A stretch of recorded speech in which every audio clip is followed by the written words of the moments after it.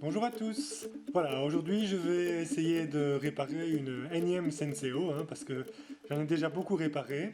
C'est tout de même une machine qui a quand même une forte tendance à tomber en panne.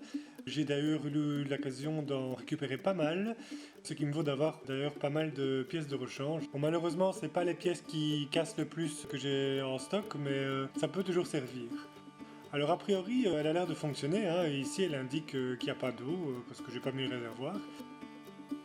Mais ce qui se passe, c'est que je prends un petit aimant pour faire croire qu'il y a de l'eau, et voilà, ça clignote très vite et ça s'éteint. Alors à première vue, ça m'a tout l'air d'être ce fameux condensateur qui sert à faire l'alimentation. C'est vraiment un problème classique avec cet appareil. Donc on va démonter pour voir ça un peu plus près et analyser plus en détail. Donc voilà, pour le démontage, c'est pas très compliqué en fait, c'est au début un peu pas évident à comprendre parce qu'il faut trouver par où accéder, mais c'est pour la plupart juste des clips, il y a juste deux vis à l'intérieur et donc il suffit de déclipper avec un petit tournevis. C'est assez fragile donc il vaut mieux pas forcer, mais voilà, c'est pas plus compliqué que ça. Donc voilà la chambre de chauffe. Je ne sais pas si on voit bien à la caméra, mais il y a un interrupteur thermique et une sonde.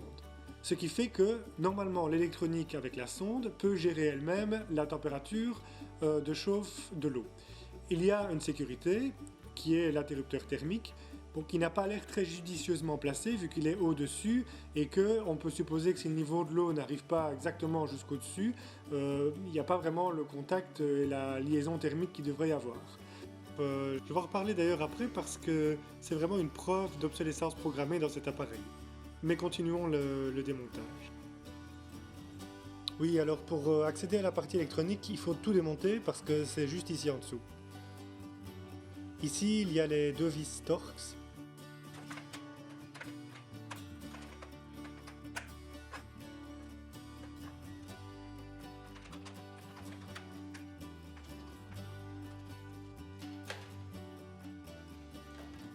Voilà, ici aussi, il y a quelques clips.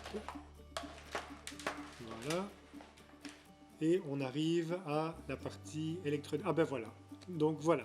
Quand je tombe sur une Senseo qui a ce condensateur ici, la pièce jaune de marque Tain, c'est à coup sûr la source des problèmes. Donc ce condensateur sert à l'alimentation de l'appareil et est une très mauvaise marque. Et avec le temps, ses caractéristiques diminuent. Et donc cet appareil en plus n'a pas d'interrupteur et donc même si l'appareil est éteint, la pièce est toujours sous contrainte de tension et alors elle s'use, même si on ne se sert pas de l'appareil. Donc je vais la dessouder pour pouvoir mesurer les caractéristiques et la remplacer si nécessaire, j'en ai justement en réserve. Oui, alors les soudures sont ROHS, ce qui fait qu'il faut que je rajoute un petit peu d'étain pour faire baisser le poids de fusion.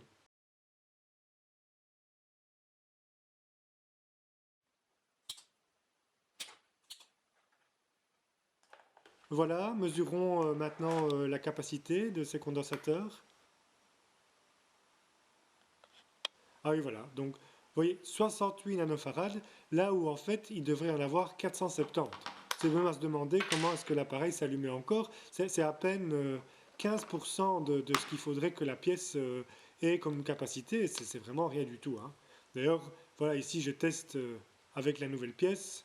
Voilà, là par contre on est beaucoup plus dans les valeurs nominales de la pièce.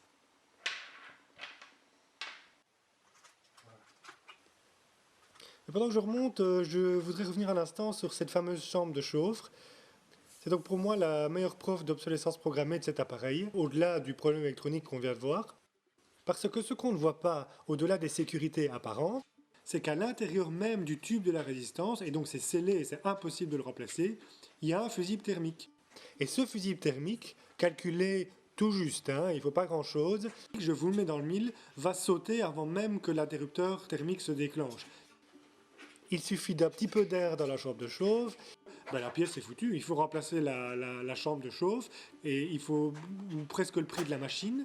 Et donc voilà, ça c'est vraiment le cas quand on veut faire réparer. Parce que si vous ne le faites pas vous-même, je vous défie d'aller dans un magasin faire réparer une machine où le prix est très judicieusement choisi pour que, à ce prix-là, au bout de 2-3 ans, on est encore prêt d'en racheter une nouvelle. Pourquoi la faire réparer?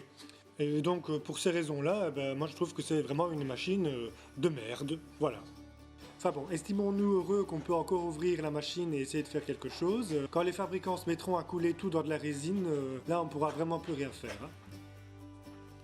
Bon après, on peut aussi lancer le débat, hein. Pour faire du café finalement, il faut de l'eau chaude, du café et de la pression.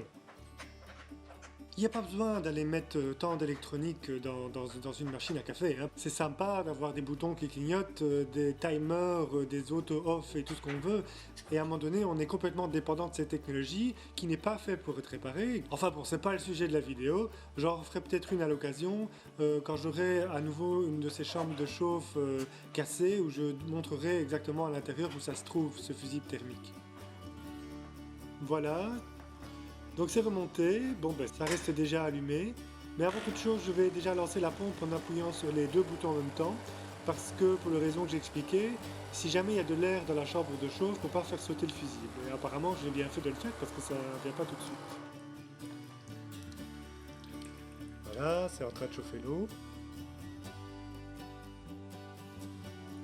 Voilà, donc je lance le café.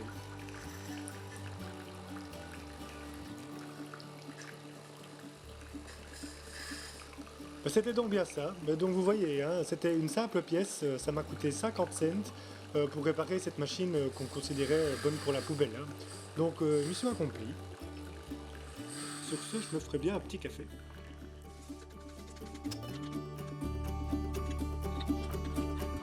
Merci d'avoir suivi cette vidéo. N'hésitez pas à vous abonner, mettre un pouce bleu et à bientôt.